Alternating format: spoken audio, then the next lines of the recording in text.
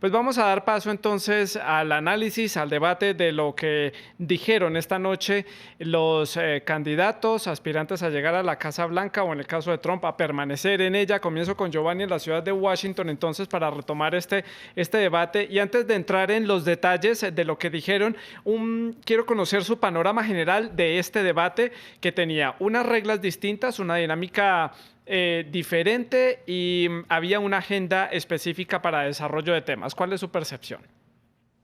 Ahí. Muy bien, Santiago. Lo primero es que este es un debate totalmente diferente al que vimos en la primera ocasión. Una conversación mucho más civilizada para los dos candidatos. Y aquí no vi un cambio muy grande en la estrategia del presidente Trump. Siguió siendo el mismo. Y en el caso de Biden, vino también con la misma moderación, solo que probablemente con un poco más de gallardía, ¿no? De que estaba tratando de entrar de vez en cuando, sacando la cabeza al menos para dar un golpe, por pequeño que sea, en la zona de peligro. La realidad es que todavía el debate tiene poca sustancia. Fue una gran oportunidad para los americanos, aprendimos más que lo que habíamos visto antes, pero pudimos entrar más en materia, ¿no? Argumentos más profundos. Entonces, de los dos, Biden tuvo más sustancia y el presidente estuvo tratando siempre de, obviamente, de destacar sus logros, pero hablando poco de cuál sería el futuro para los Estados Unidos. Entonces, al final, el presidente estaba definiendo a Biden como un desastre económico, mientras que Biden estaba tratando de darle esperanza al pueblo como lo hizo Obama. Vamos a ver si esto al final tendrá un resultado. Como hemos dicho en el pasado, los debates no son tan definitivos o tan determinantes. Ambos candidatos no evitaron acusarse el uno al otro, hablar de la gestión pasada como vicepresidente Joe Biden, acusar a Donald Trump de lo hecho o no hecho a lo largo de estos 4 años de este mandato presidencial. Nacho, usted en la Ciudad de México, su percepción general de lo sucedido esta noche. Bueno, pues un debate con más contenido que el primer debate. O sea, han dejado de lado un poquito el show para centrarse en un aspecto más temático y de mayor contenido. Sin embargo, como bien dice Giovanni, yo veo que han seguido los dos más o menos una estrategia similar a la que siguieron en el primer momento en cuanto a sus formas de comunicación, aunque en posicionamientos de mensajes yo diría que Donald Trump ha estado algo por encima. Al principio del debate veíamos cómo Joe Biden trataba de terminar cada intervención hablando de el presidente no tiene un plan, que fue una frase recurrente o trataba de introducirla como un mensaje recurrente en el primer debate. Cuando empezó así, las 2-3 primeras intervenciones, yo pensaba que iba a continuar haciéndolo. Hemos visto que no ha sido así. Yo decía en el previo al debate que cuando quieres posicionar algo tienes varias opciones. O pegas al inicio, durante y al final, o solo pegas al final. En este caso solo pegó al principio y creo que eso le hace restar puntos. Mientras que Donald Trump prácticamente al final de cada intervención trataba de posicionar el usted tuvo la oportunidad de hacerlo y no lo hizo, ¿no? Creo que en ese aspecto gana Donald Trump. Con respecto a las intervenciones, yo en la moderadora sí he visto que pudiera ser algo más laxa, algo más permisiva a la hora de dar intervenciones a Biden que al presidente Trump o al candidato Trump en este caso. Y luego las estrategias muy diferenciadas. Mientras Donald Trump ha basado toda su estrategia en primero posicionar logros y luego acabar con el ataque personal a Biden, Biden utilizaba todo lo contrario. Utilizaba primero el ataque personal a Donald Trump o entraba en ese juego, continuaba con ese engranaje de la cadena para luego tratar de posicionar lo que ellos harían o lo que él haría. Vamos a incorporar a esta conversación a Diana Castañeda, la corresponsal de France 24 en la ciudad de Washington, para conocer impresiones allí. Diana, buenas noches. Detalles de lo sucedido esta noche, de los temas abordados, de la forma en que manejaron estos candidatos este tipo de debate. Impresiones. Bueno, pues yo creo que este debate se centró en 4 temas principales que dieron básicamente más tiempo y preguntas para desarrollar sus plataformas a los dos candidatos, como fueron la pandemia, el acceso a salud, el tema de inmigración, que por primera vez fue abordado un poco más en profundidad, al igual que el tema de justicia racial. Frente al tema de la pandemia, vimos a Biden con un tono más fuerte, responsabilizando al presidente Donald Trump por la muerte de más de 220,000 personas que han muerto por COVID en los Estados Unidos y asegurando que un presidente responsable por estas muertes no merece ser reelegido. También vimos cómo el presidente Donald Trump incluso aseguró que Fauci era demócrata, poniendo de nuevo bajo cuestionamiento y credibilidad a las instituciones de salud. Y después este debate sobre la pandemia se desarrolló, se fue yendo un poco más hacia el acceso en cuidado y atención en salud, en donde vimos cómo este debate se centró principalmente en la injerencia, en el papel que tiene el Estado en la toma de decisiones básicas de los ciudadanos, como elegir un seguro de salud. Y por eso Biden mostraba su posición de tener un Biden Care y de tener protecciones para las personas con preexistencias, y como Donald Trump decía que acabaría con Obamacare, pero que daría la opción, una opción más libre a los ciudadanos de escoger su seguro de salud. Frente al tema de inmigración, el tema central fue el de los niños, más de 500 niños en la frontera que fueron separados durante esta política de inmigración del presidente Donald Trump y que no han podido ser reubicados con sus padres porque no encuentran sus padres. Y este debate se fue centrando más al acceso al proceso justo para los inmigrantes cuando llegan y piden asilo, cuando entran de manera ilegal a través de la frontera y tienen que ir ante un juez. Así que este fue uno de los temas principales que también se abordó. Frente a la justicia racial, básicamente Donald Trump dijo que le había parecido terrible el movimiento de Black Lives Matter al comienzo, pero que él no era racista. Y Biden simplemente hizo un recuento, un récord de todas las opiniones y políticas que ha tenido Donald Trump frente al tema de justicia racial. Sí. Y al final vimos también varios incluso ataques fuertes por parte de los dos candidatos. En el caso de Biden frente al tema de los impuestos de Donald Trump, frente a la injerencia de Rusia en los asuntos interiores de los Estados Unidos, y el golpe de Trump, como hablaba sobre esta aparente reunión y conversaciones que tuvo la familia Biden cuando era Joe Biden vicepresidente para tener, digamos, preferencias y beneficios en materia comercial. Lo que hay que ver después de este debate es si esta última oportunidad que tenían los candidatos, o por lo menos en el caso de Trump, le va a permitir disminuir esa brecha o ese margen que le lleva Biden con más de 10 puntos en las encuestas, 10 puntos de diferencia a favor de Biden frente a Donald Trump, no solo a nivel nacional, sino también le lleva una gran ventaja en algunos de los estados claves. Ahora pasemos de Washington a la ciudad de Miami, en el sur de la Unión Americana, en el estado de la Florida. Allí se encuentra Anthony Belchi, nuestro corresponsal, para conocer detalles, impresiones desde allí, desde el estado de la Florida, un estado sumamente importante por el enorme voto latino que tiene, un estado decisivo siempre en estas elecciones presidenciales. Anthony, adelante.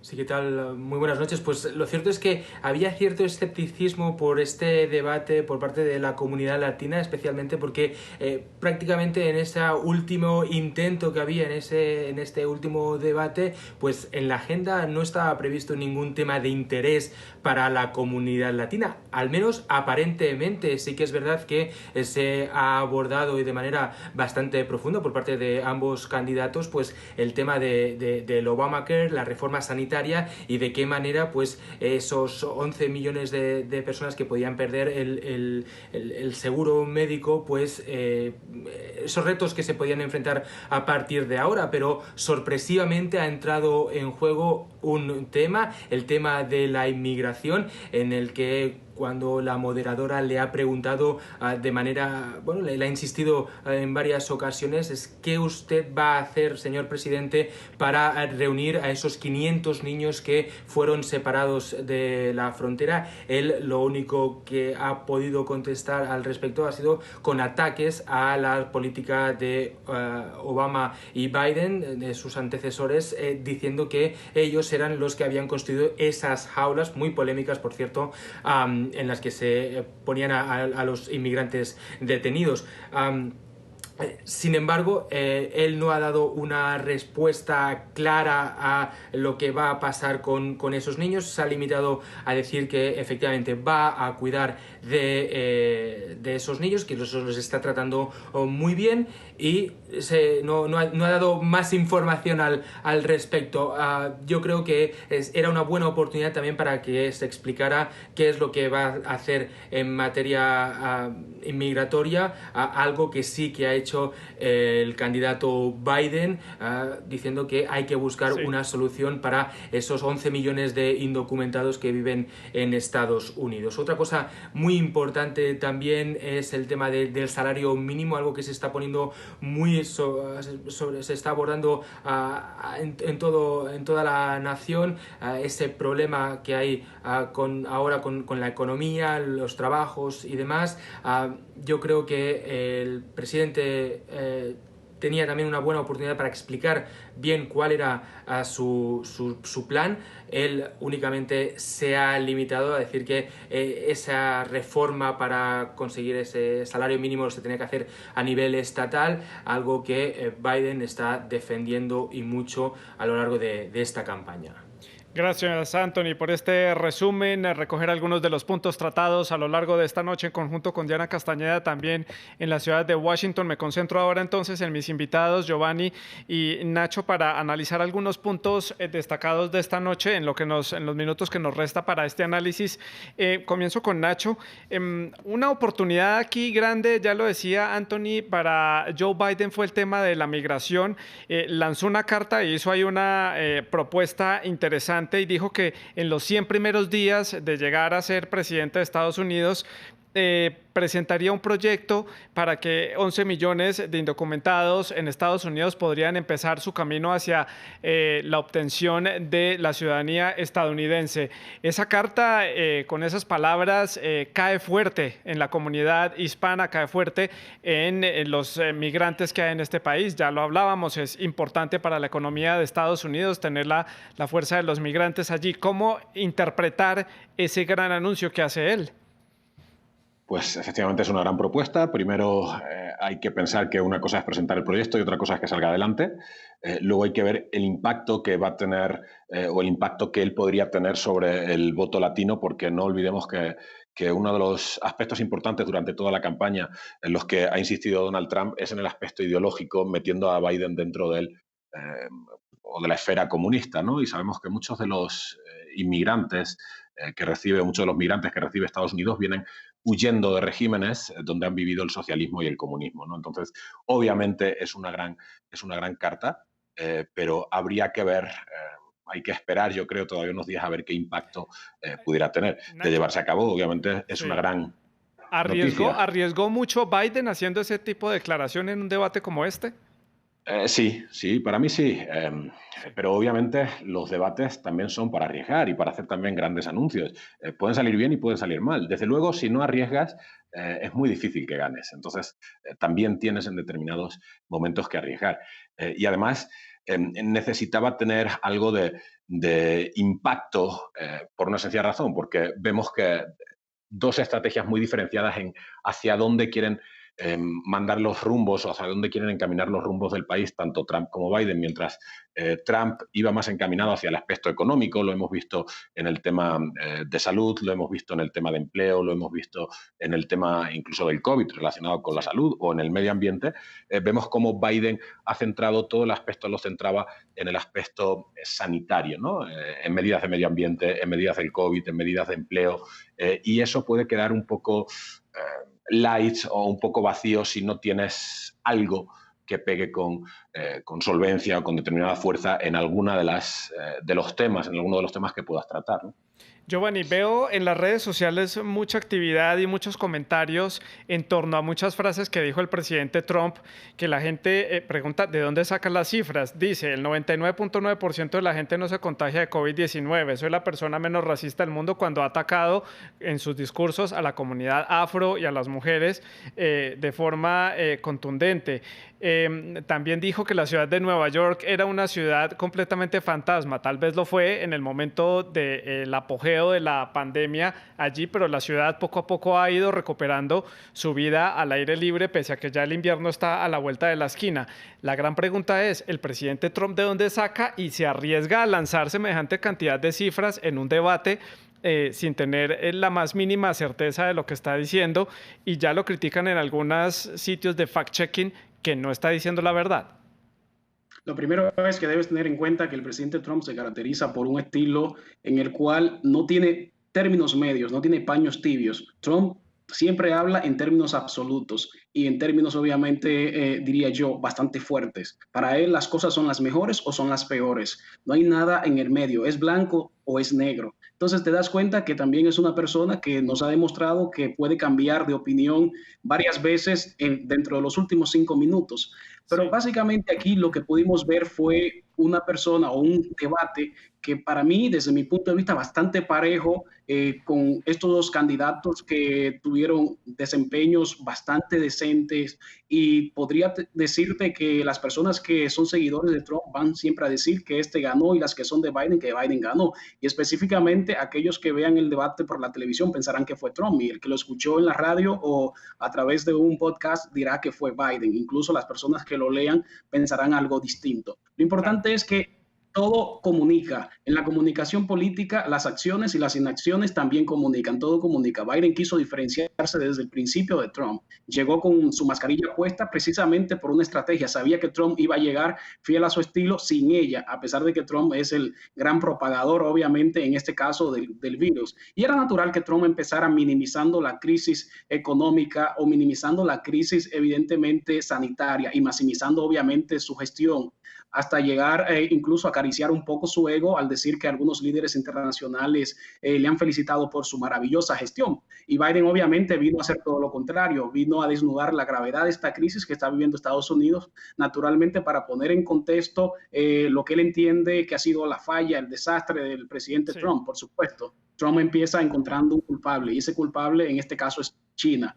Yo pienso que el presidente Trump explica su punto de la necesidad de abrir la economía del país, y esto tiene coherencia con la minimización que él hace de la crisis del COVID-19, y precisamente porque al final él sabe que la economía es determinante para las elecciones. Y específicamente estamos en un contexto en el cual las encuestas le han dado las espaldas. Entonces, por lo tanto, él Sí. necesita, como decía nuestra compañera panelista, recuperar o por lo menos cerrar esa brecha, y precisamente son estas plataformas y estos escenarios que se aprovechan para hacer esos anuncios importantes. Y en esto quiero rescatar un poco lo que hablaba Nacho con relación a las promesas y los riesgos que se toman en estas plataformas, en estos debates, y es precisamente eso. Tradicionalmente estamos acostumbrados a ver en los debates que se hagan promesas de esta magnitud. Generalmente una pregunta que no se queda en ningún debate es cuáles serán las primeras órdenes ejecutivas que se van a firmar en el primer día. Así que no me sorprende que Sí. Biden haya hecho esa promesa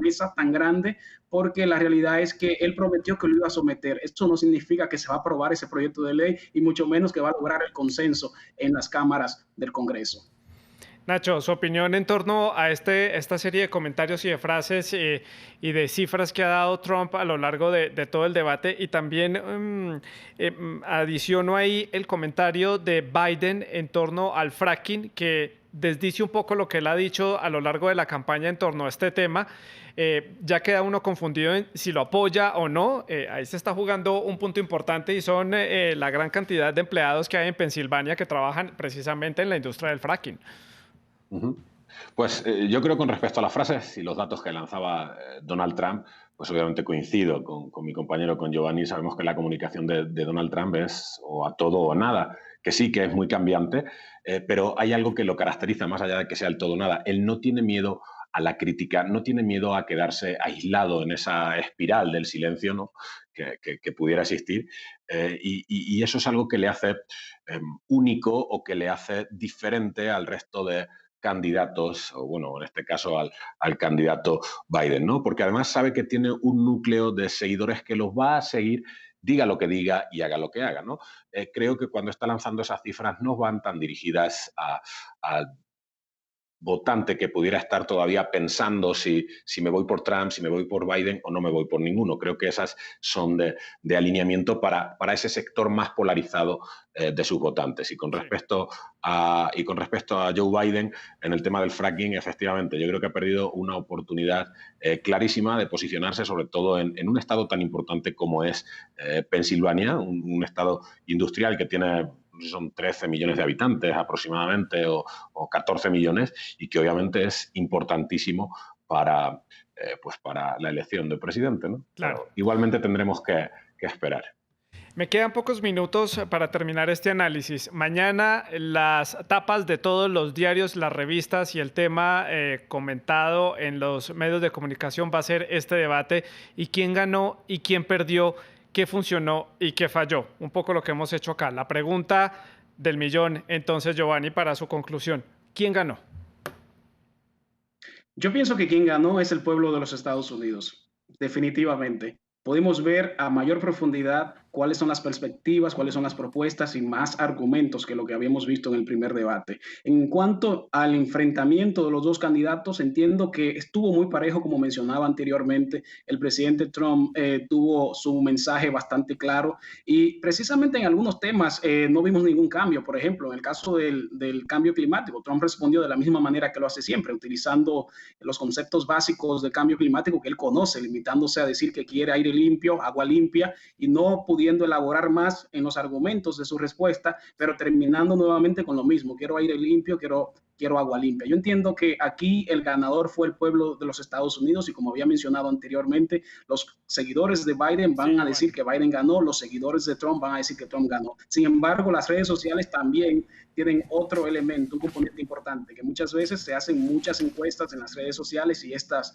muchas veces también tienen un resultado totalmente diferente. Entiendo que fue una gran oportunidad que tuvo los Estados Unidos de conocer más de este proceso. Precisamente es donde tenemos el gran ganador.